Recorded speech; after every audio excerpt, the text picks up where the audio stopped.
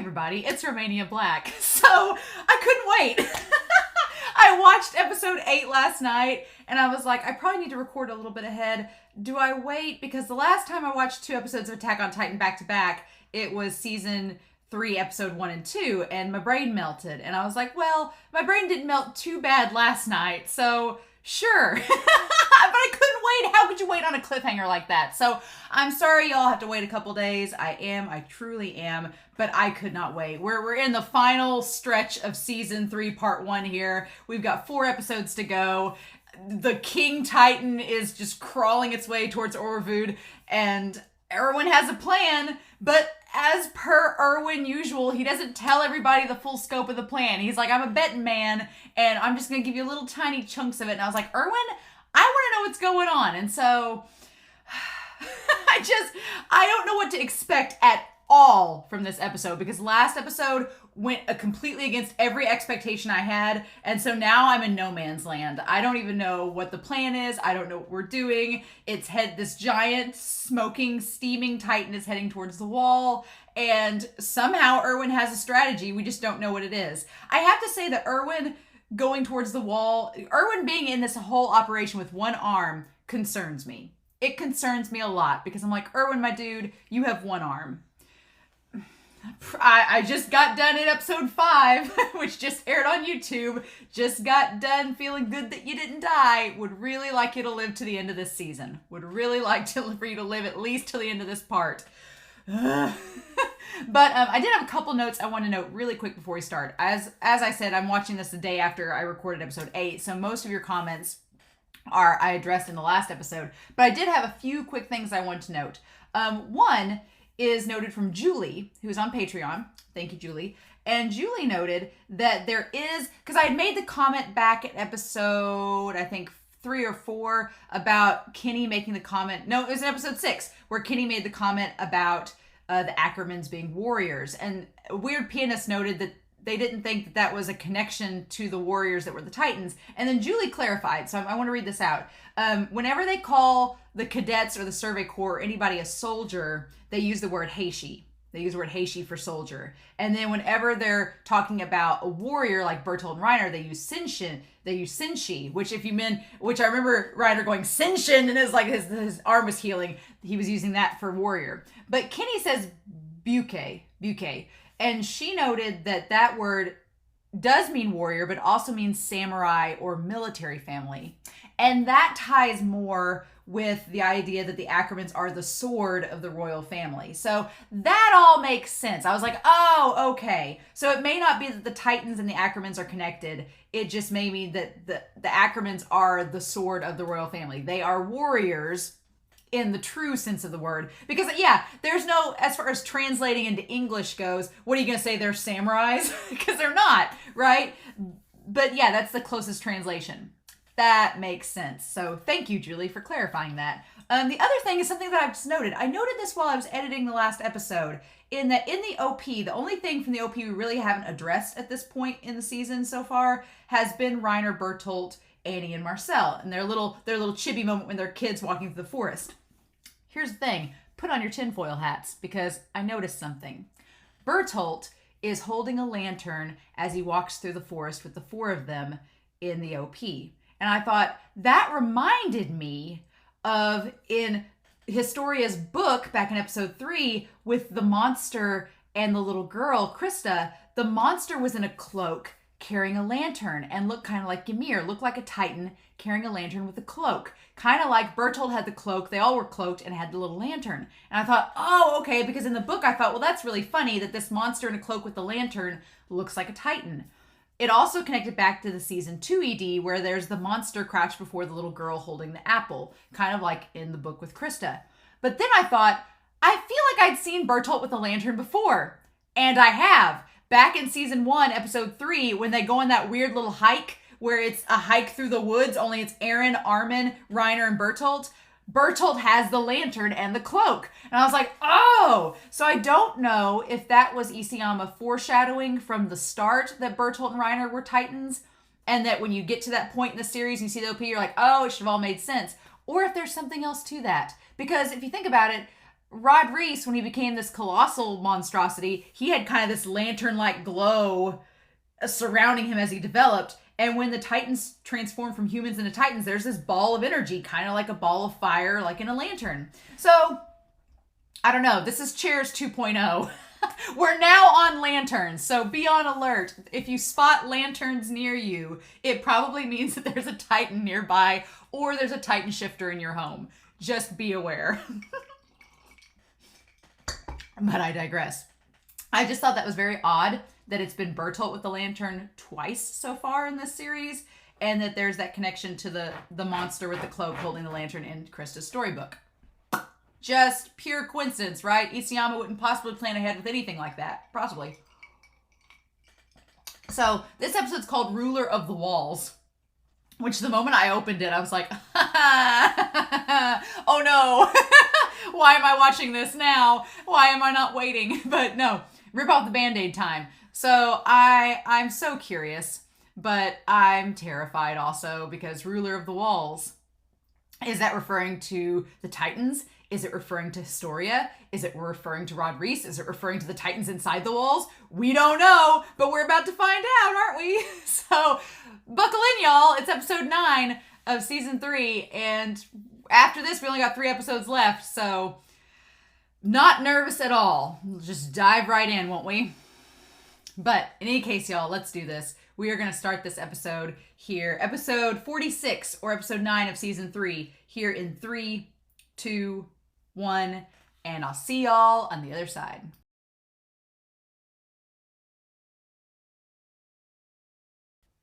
Oh no.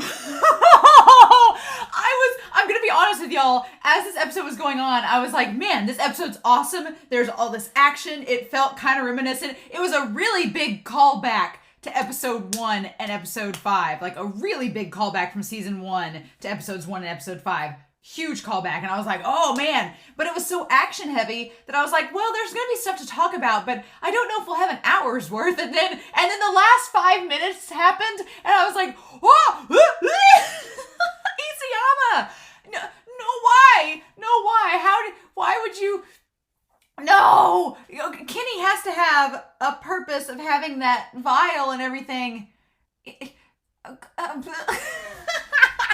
Oh God, we're going to have to go through this. There has to be a reason Kenny has the vial and the syringe. And I don't think it's for Kenny to become a Titan. I don't. I think unless it's like a last resort. But here's the thing. Kenny could have already turned himself into a Titan. He could have done it a long time ago.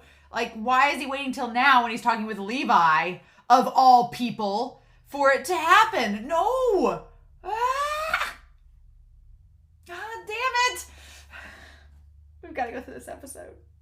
There's a lot happening. So Rod Reiss is dead.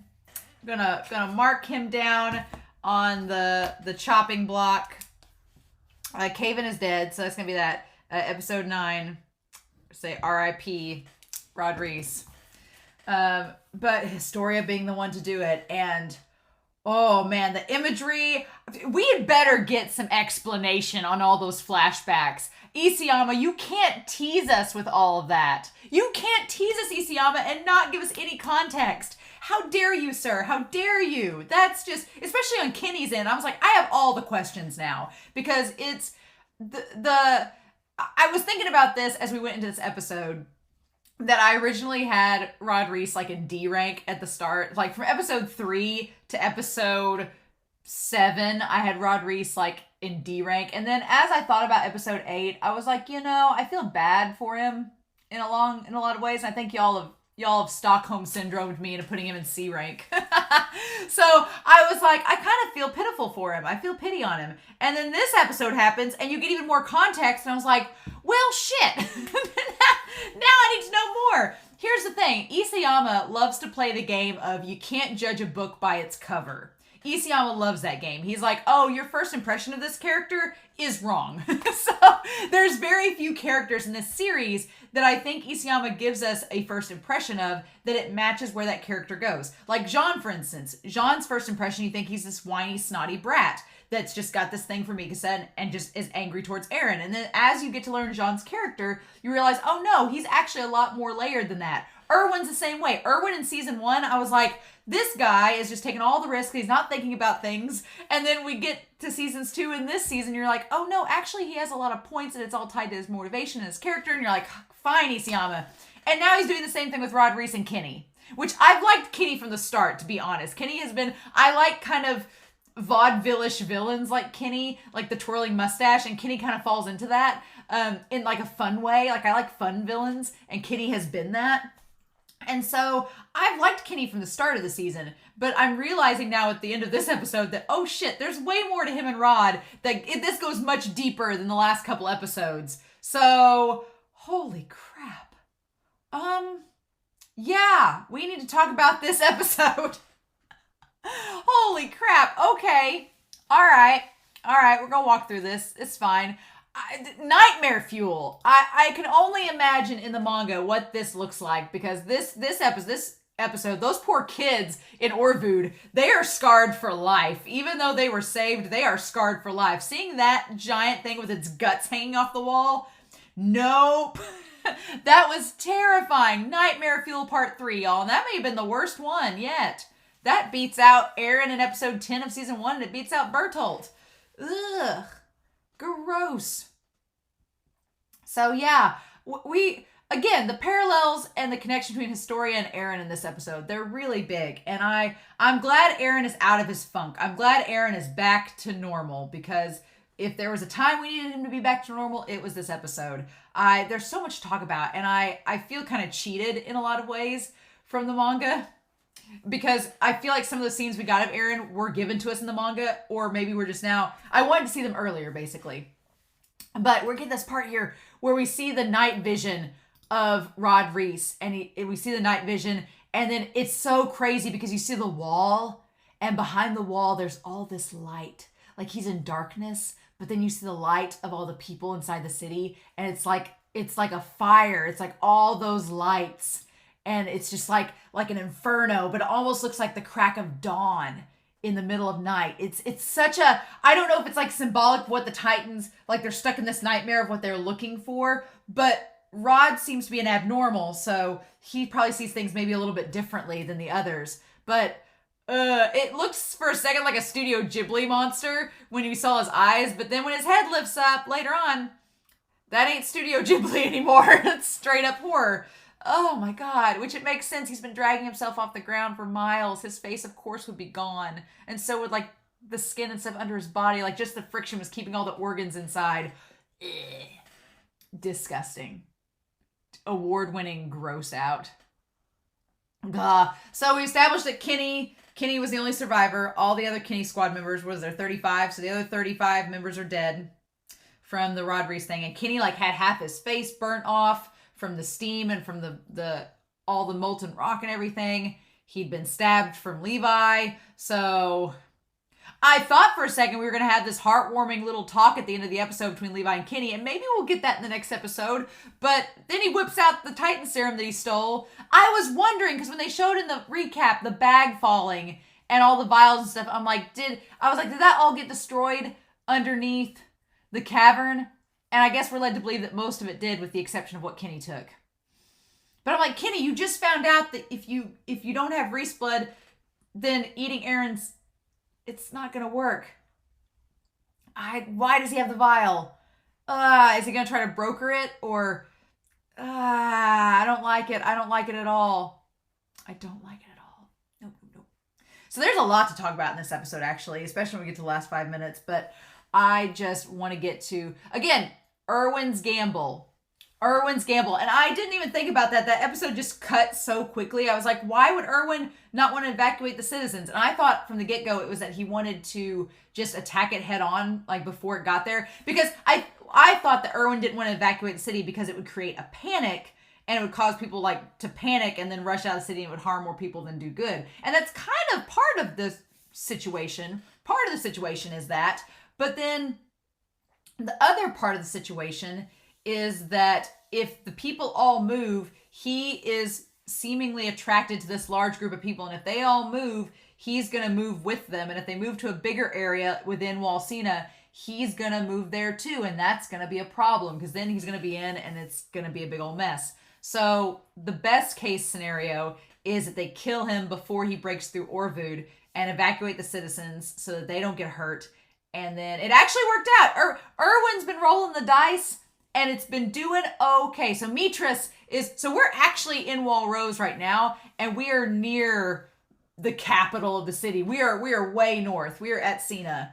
And okay, I was trying to get like my geography in the last episode. I was like, where are we? And so they're near the capital. They're like right there. So this is actually really good that these people got to see Historia in action and see her be. It reminded me at the end there when she stands up on the wagon. It reminds me of Daenerys in season 2 of Game of Thrones, where she like puts her hand out and all the people like lift her up. It reminded me of that. It really did. And I know Isayama's a big fan of Game of Thrones. I'm assuming this came out before then, but he may have read the book. He may have been influenced. But I definitely get that vibe, and I love that. Daenerys is one of my favorite characters in the books, so I like that a lot, which probably explains why I like Historia in this episode especially, and the last one. But yeah, so he's twice as tall as Bertolt was as the Colossal Titan. So yeah, he could just scale over the wall and just cause a muck. And all the people here standing there in the moment, they're like, yeah, we don't want that. So they're going to use Eren Yeager's power to control. We tried to use Eren Yeager's powers to control the Titans, but it didn't work. But here's the thing about that. I think it could have worked if Eren had actually activated the powers. But in the flashback we get, it doesn't look like he's activated the powers. I don't think Eren understands. It seems like Eren is really driven on instinct a lot of times. And so he emotionally has to be in the right mindset. And here's the problem with Eren and what the Survey Corps wants to do with him. They want to use Eren as a tool to fix the wall, to try to control Rod Reiss, to do this and do that. And unless Eren is in the proper mindset and he is like good to go, it doesn't work for Eren. Eren has to be like, when Eren goes all in, he goes all in. He puts all the chips on the table and Eren's all in. But when he's not, he's really conservative and hesitant and cautious. And that doesn't bode well if your trump card, you don't want your trump card to be cautious, right? When you need to use your trump card, you need to pull it out and use it right then and there. But in Eren's case, you can't always do that. So in this flashback, I don't think he was actually using the coordinates powers.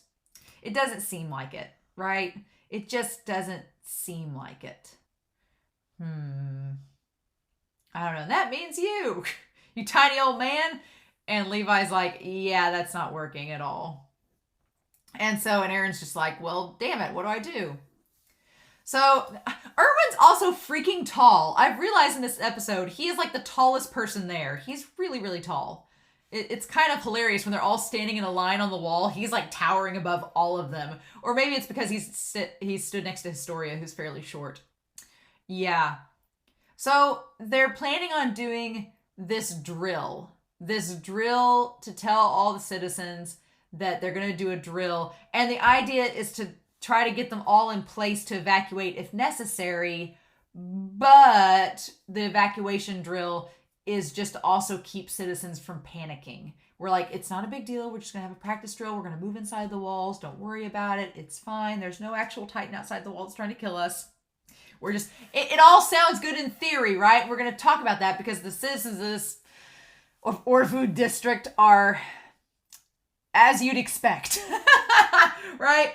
So Erwin's like, we have cannons, and that's not enough. But he's like, and we have cannons, but if not, we'll throw. And I like that Hanji's been using the phrase, we'll use Eren a lot. Like, Hanji's used that phrase back in season 2, in this season, and I don't like the phrase use Eren, because Eren's a person, and I like the way that Erwin phrases it better. He says, the scout regiment will throw everything we have at it. The scout regiment, not just Eren, but all the scouts will do everything that they can, including Eren. I like that. I like the way Erwin phrases that. He doesn't call Eren out as being the person that's needed solely. Because really, at the end of the day, it wasn't just Eren that did it. Sasha, and then I'll have to, when we rewatch the episode here, I'm going to note who else it was with Sasha. They had to fire the cannons with the grapplings. Mikasa and them loaded up all the barrels to get it ready, put in the net for Eren. Like, everybody worked together. And the Historia dealt the crushing blow, the end blow. So the scout regiment all worked together on this. Eren was just kind of the muscle. Eren was the brawn because he was the only guy that could lift up all the barrels and throw it and withstand the blast of the barrels in Titan form. So I like the way that Erwin phrased that. That was really, really good. I liked it. And these guys are all looking around like, yeah, we know. This is our only option at this point. And Aaron still looks conflicted. And I don't blame him. This whole thing of Aaron having to deal with this giant existential crisis about his usefulness from the end of season 2 to now has been like a couple weeks. Dude has not really had a lot of time to process. And of course, I tell y'all, when the sun comes out, it's not good in this show. I feel so much more at ease when it's nighttime in this show because I feel like they're more safe. They're safer. And then when the sun comes out, it's like shit's about to go down, right? And I hated how close this thing got, how close Rod Reiss got, the King Titan. I hated it. It was right there. And so they say as part of this drill, dummy titans and cannons will be used to try to simulate what's going on. And some of the people look worried, but other people, they just look bored. They're just like, because it is the break of dawn, so it's probably like 5 a.m., for them. We ask you not to panic. Please remain calm and follow our instructions. And then this guy, this old man, I gotta get my store ready. Can you let's go home? I was like, what? Excuse me? But they don't know. They have no clue what's happening. It's just a drill. But just the audacity of it. And she's like, the customers aren't coming today. We're all here. And she's like, he's like, I don't think so, lady. And they start to do it right. And they say, what's with the drills when we're so far north? And that makes a lot of sense, right? Because Walrose technically hasn't been breached. So all these people right outside of Cena are thinking, well, why are we having these drills? We're not in danger. What's the purpose of this? And they say the military outs the government and now this. And they feel like it's just a government takeover, right? This is all just demonstration of power. Yeah. To prove that now the fake king is gone, they're the ones in control. Because that's been the thing the military police has been avoiding is having a military in place of power. They need an actual ruler because these people are used to being ruled by a ruler. So we're being dragged through all this for no reason. Just how quickly it spreads. Like it spreads to everybody. At this rate, I think I'd prefer the fake king even if he was incompetent. Yeah. And then they see all the smoke, and that's when this girl from the Garrisons is like, well, holy shit. Here we go. Smoke. A lot of smoke.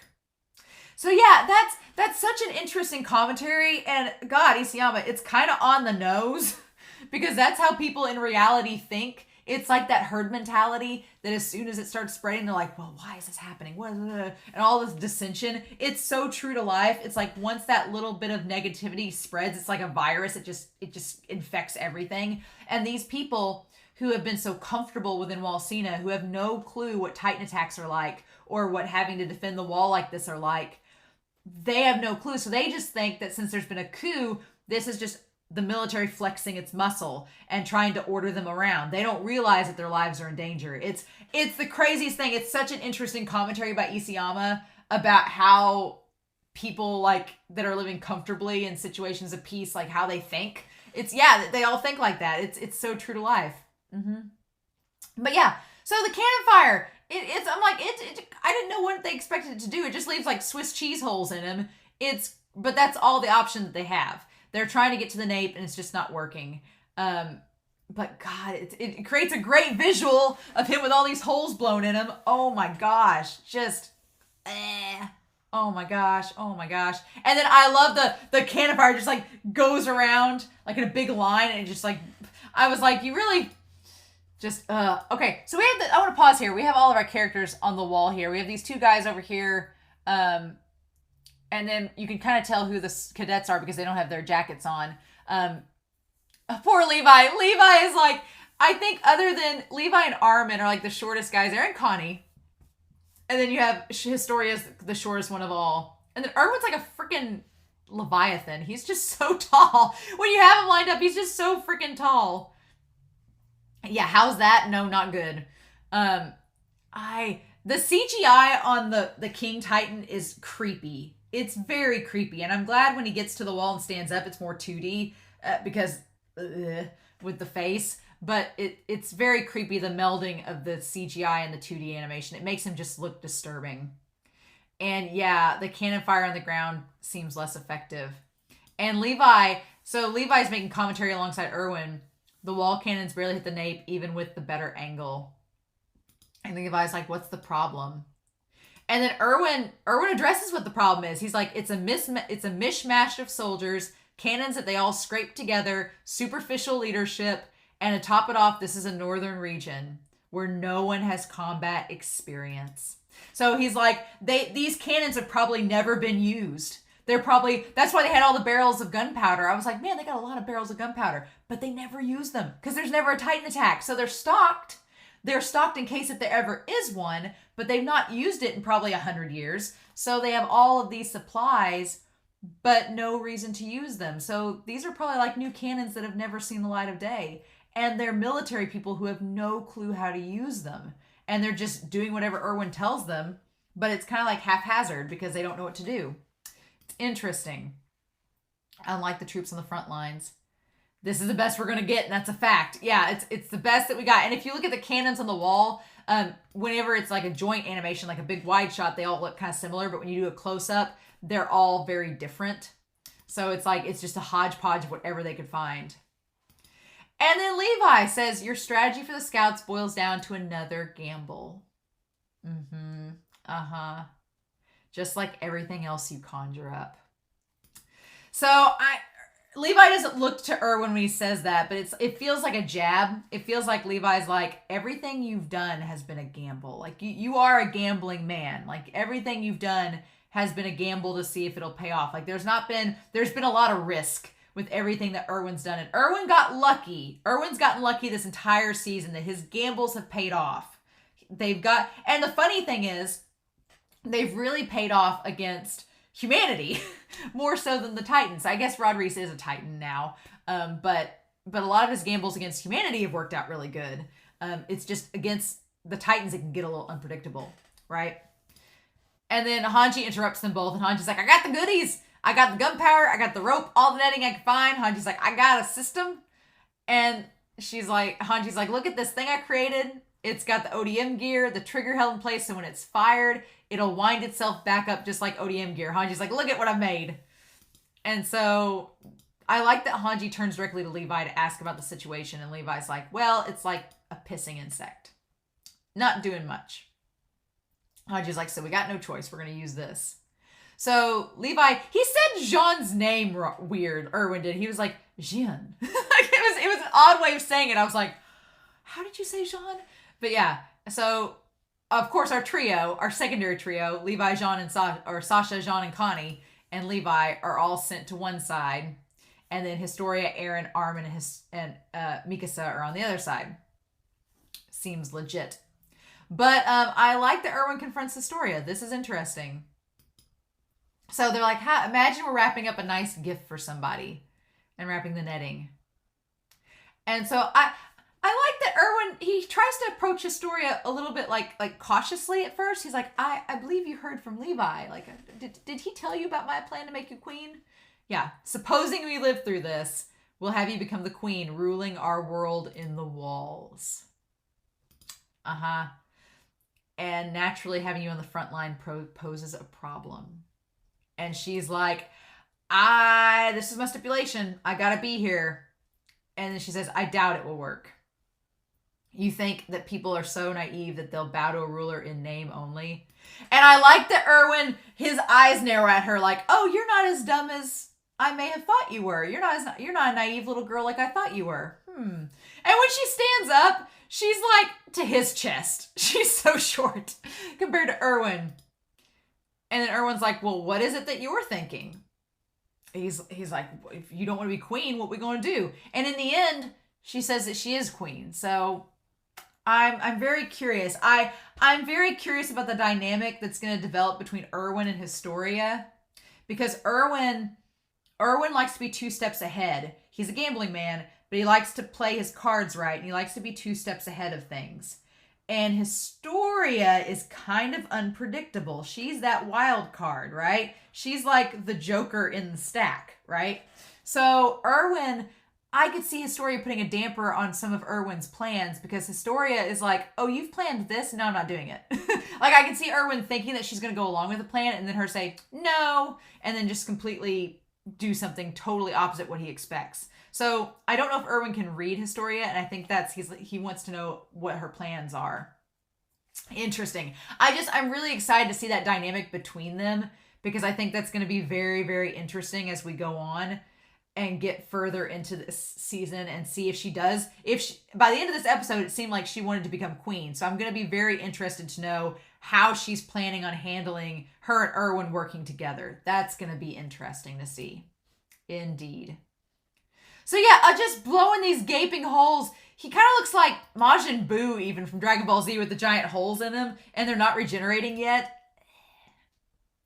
And then I love this. I said in the last episode that I loved that we're getting a main character who is having this breakdown and dealing through their emotions, and doing so in not just rushing through it, but actually dealing with it. Aaron's been going through the motions with this whole thing since the end of season 2. So he's been dealing with this on a continual basis. It's not just something that just popped out of nowhere, and it's not something that just remedied itself really quick. It's been going on the last couple episodes. And I love that Aaron notes, look how strong she's become. It's hell yeah! Historia has grown so much since season 1. She's really become her own person. And he's for the longest time, I thought she was the weak one. But I had it wrong. The weak one was me. And it's Aaron, you're not weak, though. I hate that Aaron calls himself weak. I think Aaron just had weakness, but I don't think that necessarily makes Aaron weak. And this scene where they're at the graveyard, somewhere along the line, I thought myself special. This moment where they're at the graveyard and they have the long coats on. I've never seen any of our cadets in the long coats. That's so interesting that they have the long formal military coats on. I'm wondering if this was shown earlier in the manga, or if this is the first time we've seen Aaron look like this. I love the fit of the long coats. Long coats have a good fit. I like that. But yeah, which is why when the other soldiers died for my sake, I accepted it like it was natural. And we don't see whose grave that was. Is it Marco's? Is it Marco Bolt? I want to say it's Marco's, because if you look at the grave, the last name, it looks like 4 letters, and the first name looks like 1, 2, 3, 4, 5, or 6. So I wonder if it is Marco. I wonder if it's Marco's grave. Comments, assemble. Tell me whose grave it is that he's standing next to. I think it's Marco's. They don't tell us. But yeah. And then we don't see the faces of the other soldiers that he's with, but he's by himself. And he said the same goes for my Titan powers. I had hated Titans more than anything. Yes, I'm glad we're talking about this, finally. But when I became one, I thought nothing of it. Yeah, I'm glad we're talking about this. I wanted to believe that the strength was all mine. And that I've been wanting Aaron to reflect on getting the Titan powers since season 1, but we had no time. And then season 2 happened, and we had no time. And now we're getting to season 3, and it's we have to make time because Aaron's having a crisis. And so, yeah, just the idea that he's I had hated the Titans, but when I became one, I thought, okay, I have the strength is all mine now. I can stop them by myself. That's exactly how a weakling thinks. That he can't do it all himself. So what's the next step? What if I'm able to plug up the wall? Yeah, is it enough to save humanity? Oh my gosh, I'm not special. I'm nobody. I'm I like that we have a main character that is a nobody. I like that Aaron, because Aaron from the start has never been a prodigy. He's always been kind of subpar when it comes to being a soldier. He's always been kind of subpar. He's not intelligent like Armin or a freaking beast like Mikasa. He's just kind of on average. And I like that about Aaron as our main character because it's relatable. And even when Aaron gained this crazy power, he still hasn't mastered it. It's still just something he can use to help others. But he's thinking, to what end? I like that Aaron's am I enough to save humanity? And I think Aaron's questioning it. And I like that he's questioning it. The growth that Aaron's had in this season has been so good. And we'll talk about him punching himself. But yeah. And then he looks down. But it's all of humanity that got the short end of the stick. Yeah. Being stuck with me as their trump card. And see, that mentality's going to change, right? So at the start of this scene, he thinks that humanity is on the short end of the stick because he's the trump card. He's the one that got the power. But then he looks down and he sees those 3 kids, and they reminded him of him and Mikasa and Armin. And then he even tells Armin, he's like, the kids in this city remind me of us that day. And the parallels of Shigen, Sheena, and Orvud in this episode are so good because, yeah, it's the same deal. The Colossal Titan coming up, the Rod Reiss Titan coming up. It's such a parallel. And then the kids were so unsuspecting.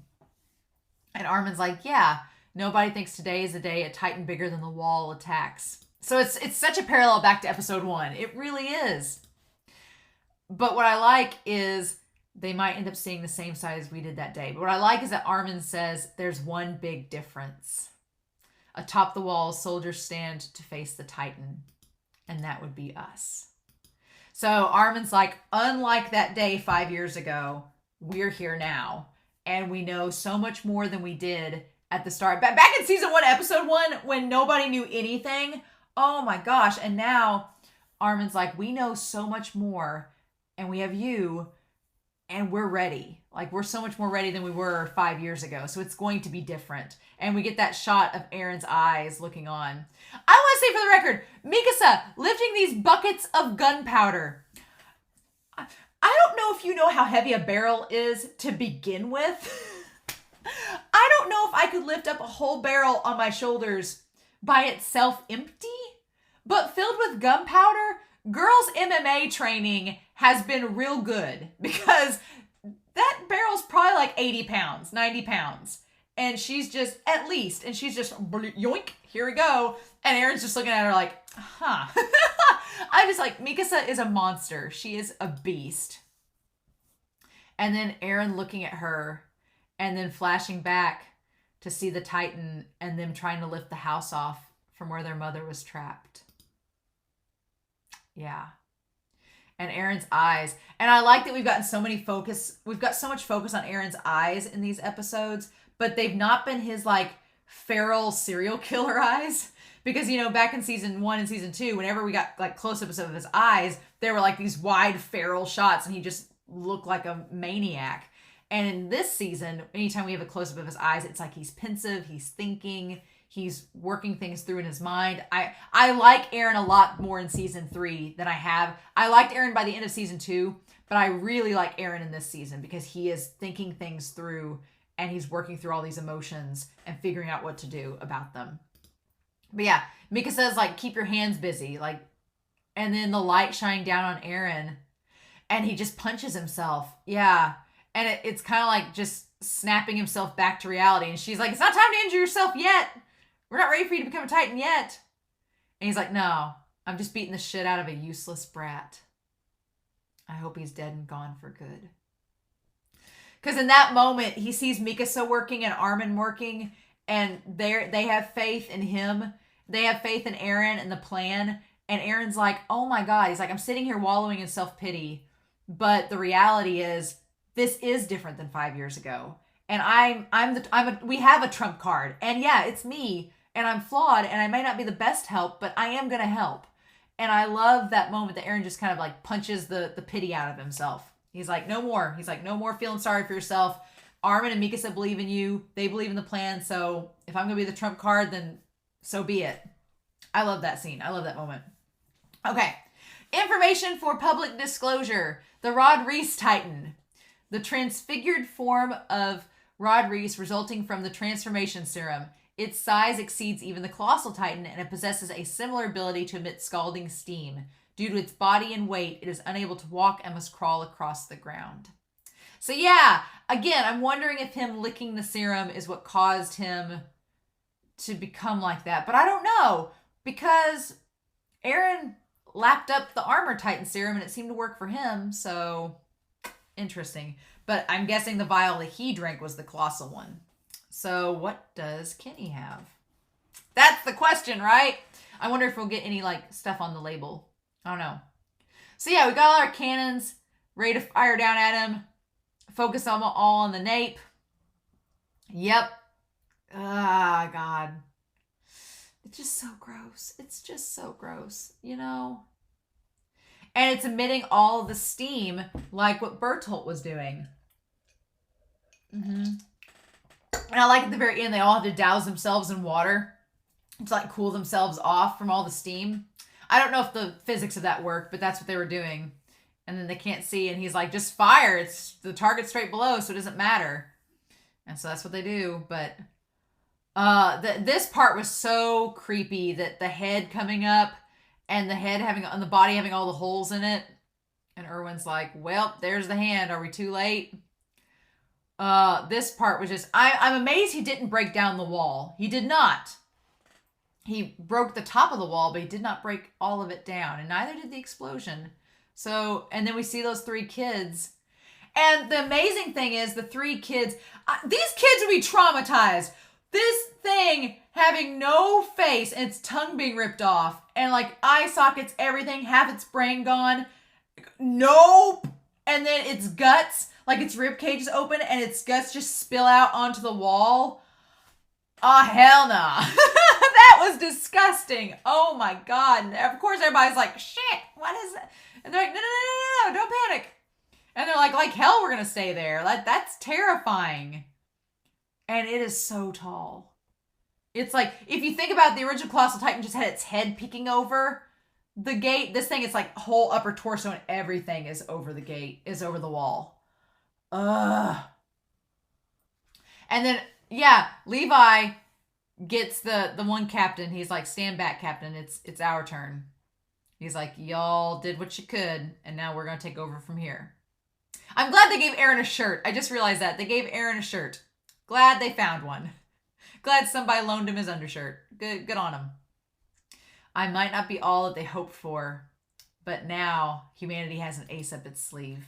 Yeah, I do like confident Aaron. I like when Aaron gets his confidence back here. It's like, okay, Aaron, you've wallowed in your sadness.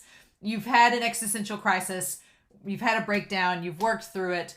We're going to need more therapy sessions, I'm sure. But for now, we really don't have time to worry about that. We got to deal with this first. So I like that he's like, I may be all humanity has, but humanity does have me. And we didn't have that last time. And then he bites his hand and becomes the Titan. And I love those kids see it. They see the Titan and they see him fighting. So it's curious, right? Because now those kids are going to have an impression of Aaron as helping to fight off the Titan, right?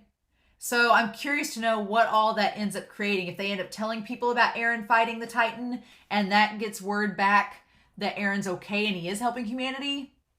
I'm curious. I'm very curious of how that's going to go.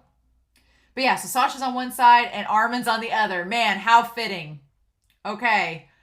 That Titan's so, the half face being gone. And Erwin just with the flare and the red flare going up. Let the attack commence. Yeah.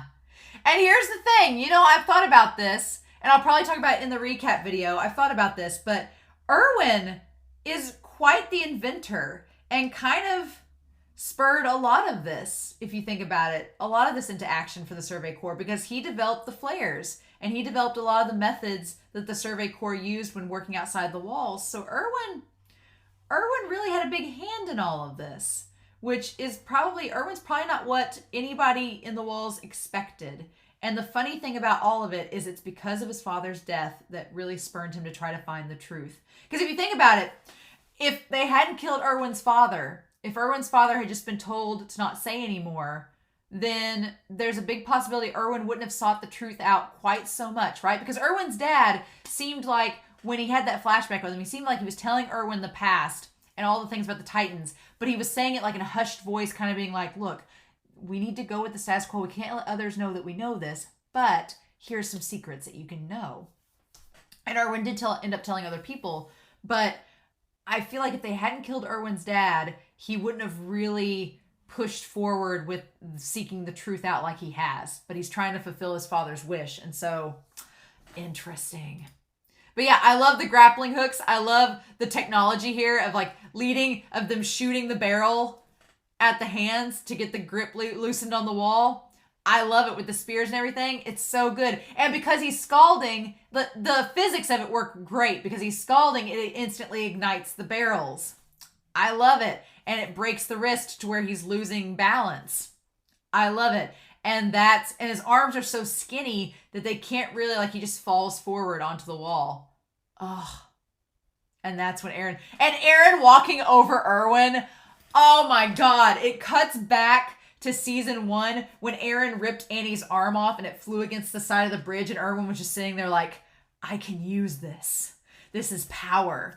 And in that moment, we see it kind of fulfilled here with Aaron running over Erwin to get to Reiss. Oh my gosh. And those kids, they see him with the barrels of gunpowder running towards the king. And I love this plan. This is great. In order to defeat the Titan, they just stuff gunpowder into its throat and blow it up from the inside. And look, we come back to the lantern. We come back to the lantern overhead. They had a little shot of it. I'm just saying. Lanterns are Cheers 2.0. Pass the word. But yeah, that's the plan. The heat that's producing it'll ignite without a detonator. And that's exactly what happens. Oh my God. I love it. It's such a great plan. And then, yeah, the question is, and they even thought ahead to be like, and Erwin's drawing of the Titan with its eyes and the open mouth. I mean, it's not untrue. It's pretty accurate, but it's just so rudimentary and weird. But yeah, it's like, put that in the Louvre, right? The target may be protecting itself by crawling across the ground. It may not even have a mouth to open. No, it does not. So that's the gamble. And he has enough of a mouth that Aaron's able to throw it in. Jackpot. I want to also note that Aaron's Titan form, because the Titan he turned into as a kid obviously looks much different than this Titan form. I've thought about this since editing episodes 7 and 8, but Aaron's Titan form kind of looks like a mix between Aaron and Frida and Grisha. You've got kind of the more slim body like Frida and like Aaron, because Aaron's like 15, so he's a little bit more slender. But then you have like the hair and stuff kind of like Grisha, but not the chest hair like Grisha. It's cleaner like Frida. It looks similar. It looks like a cross between all of them. Yeah. And then the eyes and everything. I also want to note that his eyes don't turn purple though, like the coordinates powers. His eyes don't turn purple like Grisha's and Frida's had. So that is interesting too. But yeah. And then the big explosion. That explosion, oh my God, that was insane. And then just the chunks of Reiss flying through the air. And that's what they have to cut. They have to try to find the nape. And then Erwin's like, finish him off. I love that animation of Erwin being like, all troops finished off with the ODM gear. That like sweep of his arm. That's great. That's a great shot. But yeah, they all leap into action looking like little bolts of lightning, oddly enough. And their job is to chop it's like they're butchers, just cutting chunks of meat, trying to find the nape and getting rid of it just in case. Because if they don't find the nape, he's gonna regrow from it. And then Historia's like, I see it. And so at this point in the episode, there's like 5 minutes left. And at this point in the episode, I was thinking, oh, this discussion's not going to be an hour. It's not going to last very long. We don't have a lot to talk about. It's just a pretty straightforward episode. We fought the monster. We won. Good deal. And then this happens. And then we have Astoria flying through the air towards the nape. And we cut back to Erwin saying, I understand your reasons, but I can't approve you entering combat. And she says, please, Commander. I finally grasped the duty I was meant to fulfill. That's why I'm here right now. And then Erwin's like, well, you are the future queen, and the way my body is now, I can't exactly stop you, can I? I've only got one arm. So I really think it was more he had reservations and he wanted to vocalize them, but he was like, he wasn't going to stop her from the start, right? So we see the nape. It looks like a meteor, and it's the bone in the neck and everything, and we see it. And then Historia says, I'm sorry for being so selfish. This is the first time I've gone against my parents. So she's like, I'm sorry I put myself in danger. I'm going against your plans. What a first fight with your parents, right? I don't think any teenager can ever say that they fought their parents like this, ever.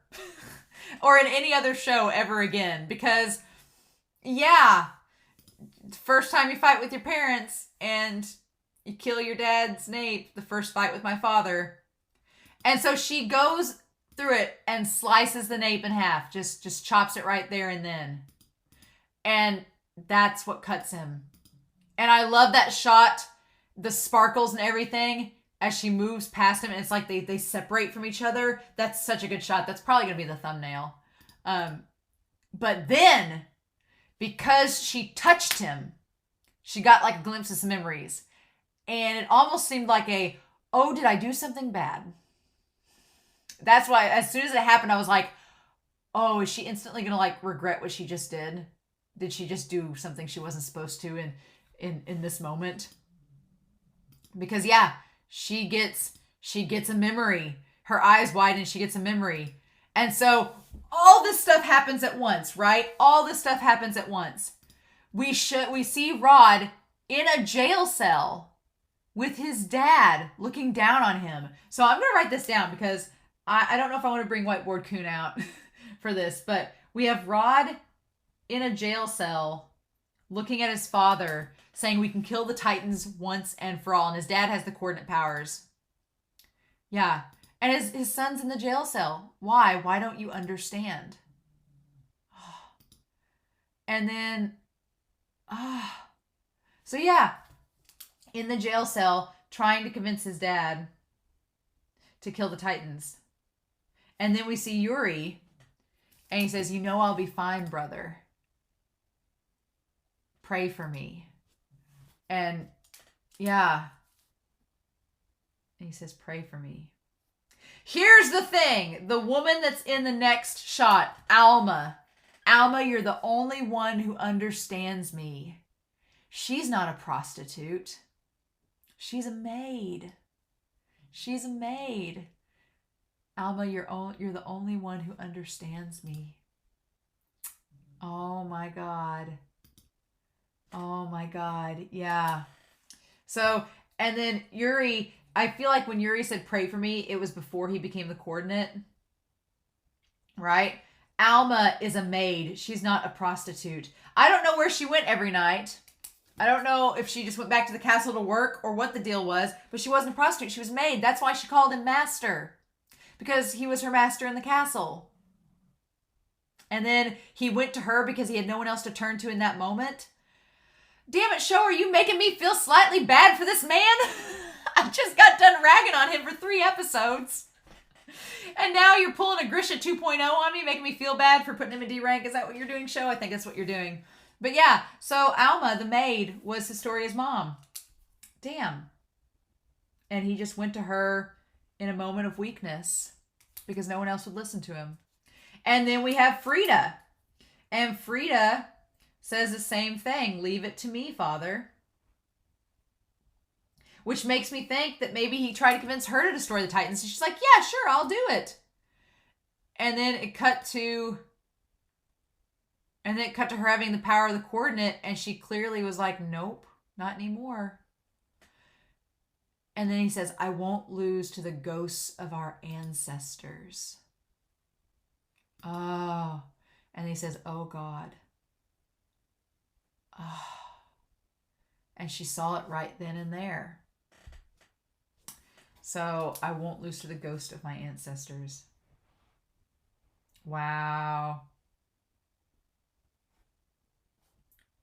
So yeah, this show making me feel bad for Rod Reiss. Imagine that, Isayama. Imagine that. So yeah, so basically Rod was in a jail cell. So yeah, over time, if we're thinking about it, he wanted to destroy the Titans. He tried to convince his father. His father imprisoned him for some reason. And then his brother was like, yeah, I'll do it once I become the coordinate. And then once he became the coordinate, he was like, no. And then he tried to convince Frida. And Frida's like, leave it to me. And then when she became the coordinate, it was like a switch flipped. And it was like, nope, not going to happen. And so he went to Alma because he didn't know what else to do. That's how he got Historia. And then I won't lose to the ghost of my ancestors. Damn. Which, I guess in hindsight, he didn't.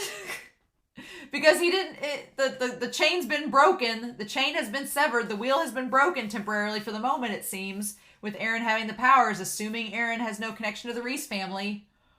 Oh, what the hell? Okay.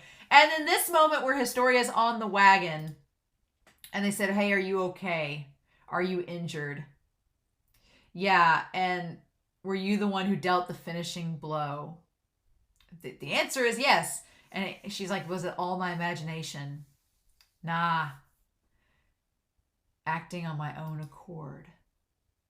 Ah, so was Historia acting on her own accord?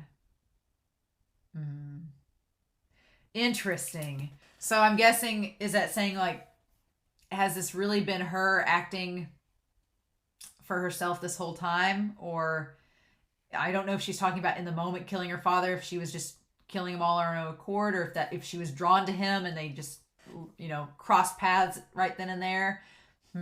Interesting. But yeah, she sees the Garrisons and everybody and they question her and she's like, I don't know. But she's like, I can't worry about that now. The one always going with the flow is without a doubt me. So she's like, no matter what happens, she's like, I'll have to think about all this later and break it down. I'm going to process what just happened later. But for now, I just got to go with it. And these people are all expecting me to say something. And she does. She's like, I am Historia Reiss. And I am the true ruler of the walls. Roll credits. Roll credits. I love it. I love it. So then we get Kenny.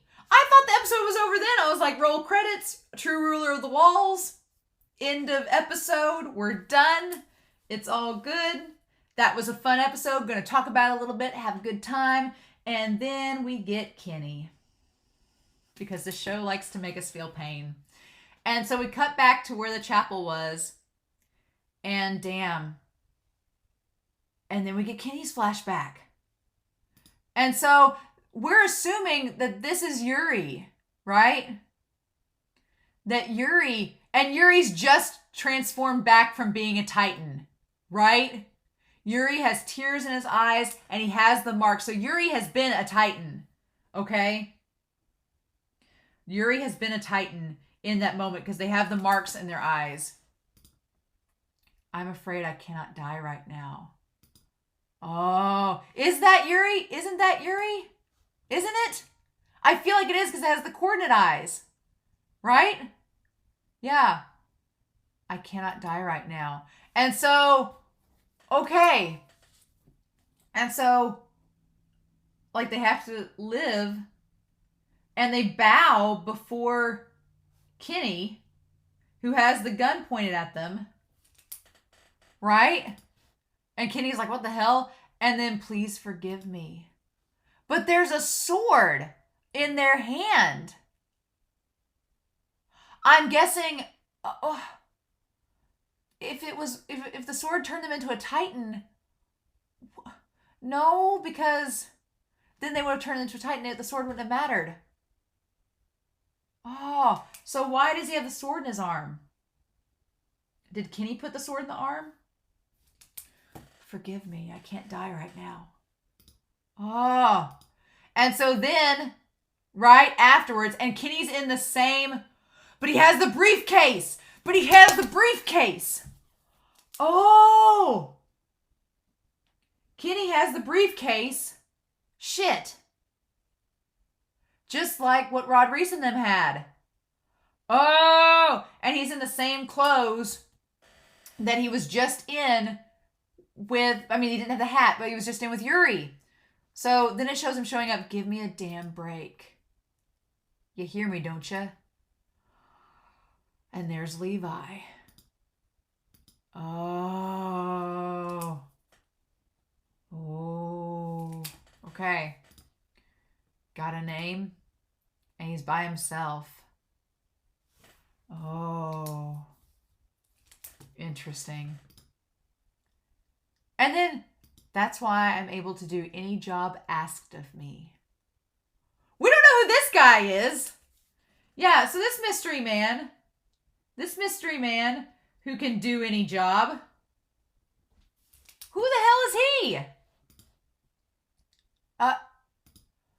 Okay. Okay. And these guys are all in white. What? What? What? This is getting deep. What are we getting into here? Okay? Because there's Yuri and Rod, right? And they're all in white coats. Like them. What? What? Why are they in white coats? What cult is this? What is this business? They're in white coats like the Reisses. We don't know who this one mystery man is that can do his job. Whatevs. I want to go back and look at his face. Does he look...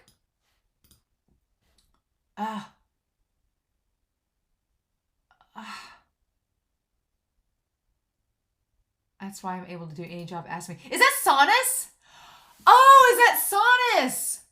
Oh, it is. Okay, it's Sonus. It's a younger Sonus. Okay, because Sonus and him, they've aged like 20 years. So it's a younger Sonus. Oh my God.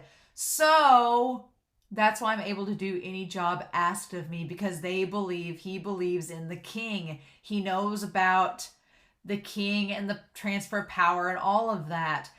That's why that's why he follows them so blindly, because he has so much faith in them because of this underground cult. So Sonus, that's the connection. Okay. That's their connection to the military police. And that he's basically saying that's why he can do any job asked of him, because he knows how powerful the king is and that he can become a titan and everything. Oh my God. Oh. Okay.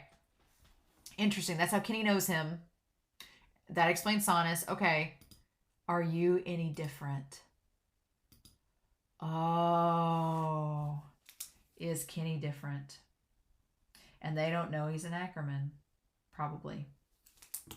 And then we see Caven. And she says, it doesn't matter to me.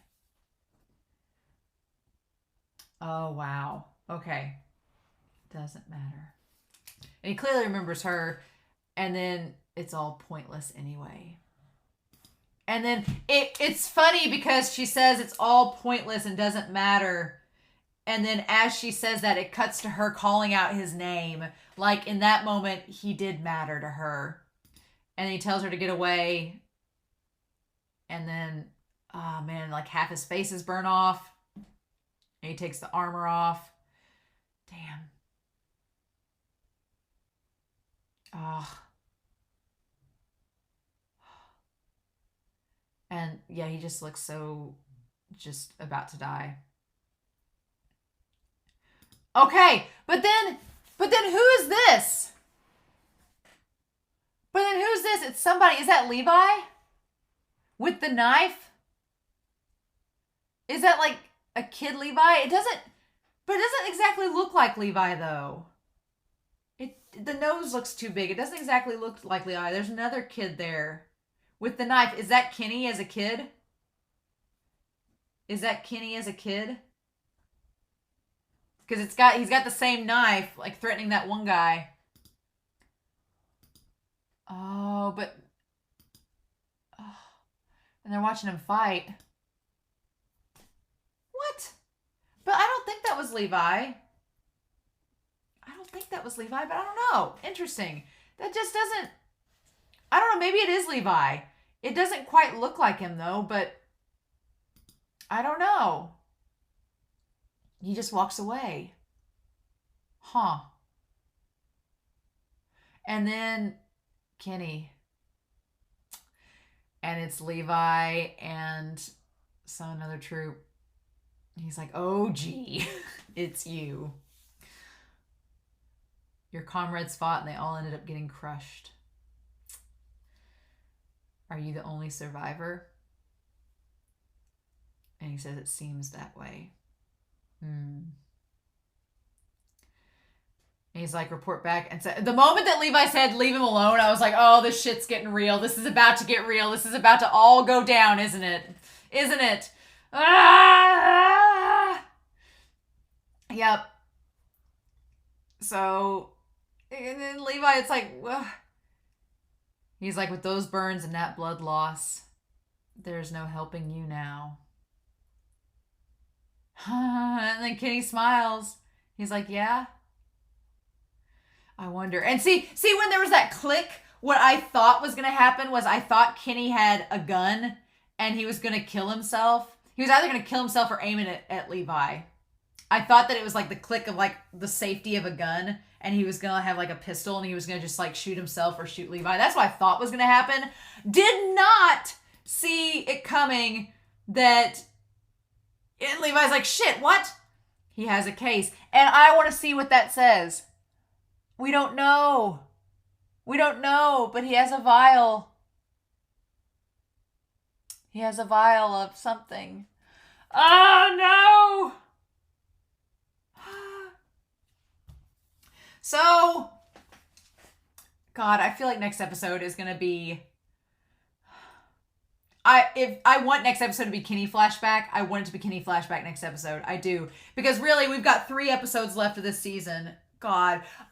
Honestly, I didn't expect them to solve the whole Rod Reiss Titan thing in this one episode. I did not expect that. I was like, we got 4 episodes left. I thought that we'd at least have 2 episodes dedicated to this and then do something in the last 2 episodes that would like lead into a big cliffhanger before part 2. Like, and we may still get that. But I didn't think we'd solve that whole issue in this one, which again, time was of the essence in this scenario. They couldn't really hold back and wait for Rod Reiss.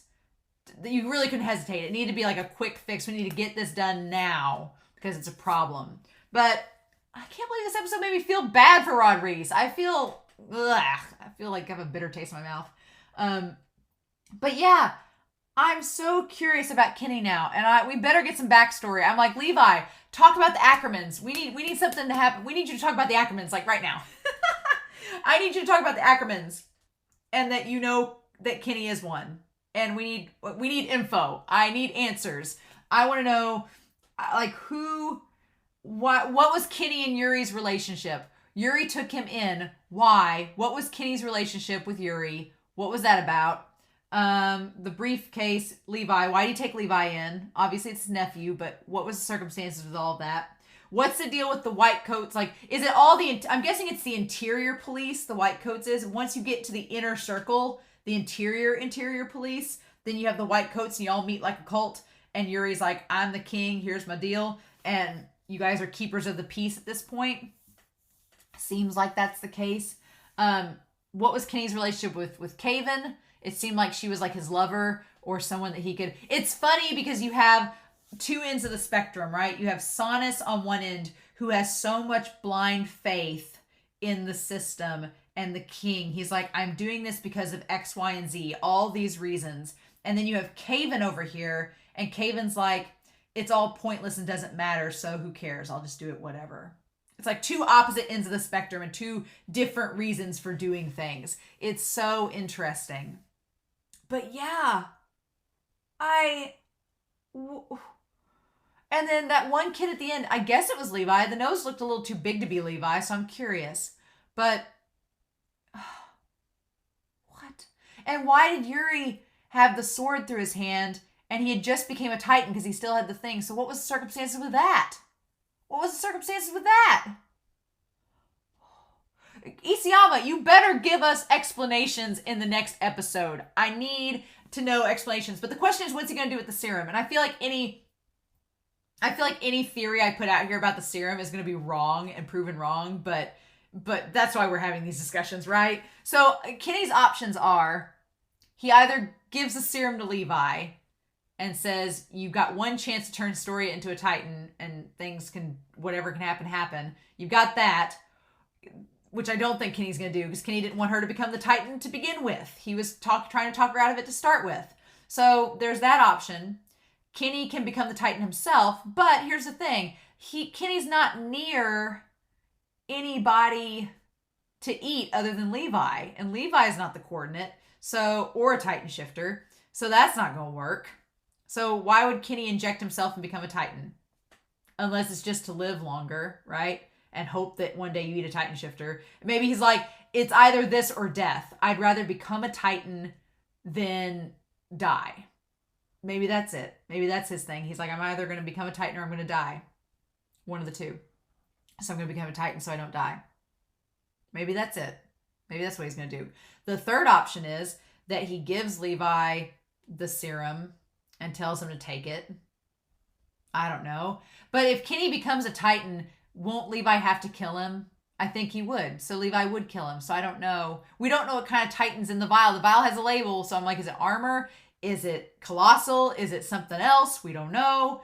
Ugh. The other option is, what if he accidentally stabs Levi with it?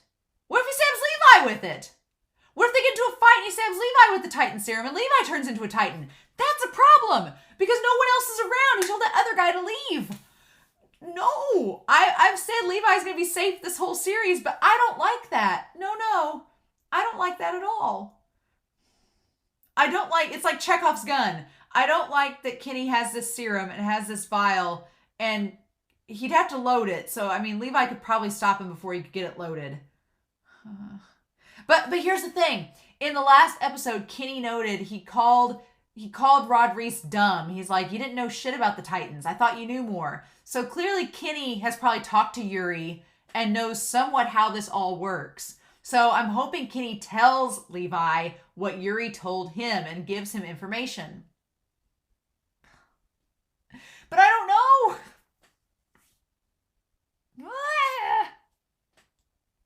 I had left episode 7 feeling elated and not stressed. I had left episode 8 feeling like, okay, we've got this Rod Reiss Titan to deal with, but I don't feel stressed because I'm sure Erwin has a plan. And I was excited. I was like, how is this all going to pan out? But now that Kenny, who we've established is this wild card that does things that are not expected and you can't trust him and he just is hard to predict, has basically a trump card of his own, I'm like, what's he going to do with it? And I don't feel good. I feel so uneasy now. And that was the worst cliffhanger. I don't like it. I don't like it at all. I'm going to wait until after episode 8 premieres on Patreon and episode 6 premieres on YouTube. I'm going to wait a couple days before I do episode 10. I'm going to wait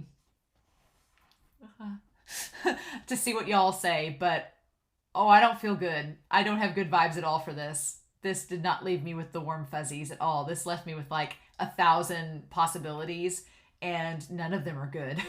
None of them are good. I mean, either Kenny's going to make himself a Titan and either die or run away but still be a Titan, or he's going to accidentally inject Levi. Don't want that because there's nobody around. Or he's going to give Levi the serum and then what do they do with it? What do they do with it? So, I don't know. But yeah, I'm so curious to know your thoughts down below on what you all thought of this episode. This episode was bonkers. It was crazy. And I can't believe Rod Reiss is already dead, but here we are. And Kenny is not yet. But Kenny's going to die. Unless he becomes a Titan, he's going to die. So I'm like, just tell Levi the backstory, exposition of Jutsu, please, before you die. So, in any case, I hope you all have a wonderful week. Please stay safe, take care, and yeah, I'll be back very soon in a couple days with episode 10 of season 3 of Attack on Titan. Bye.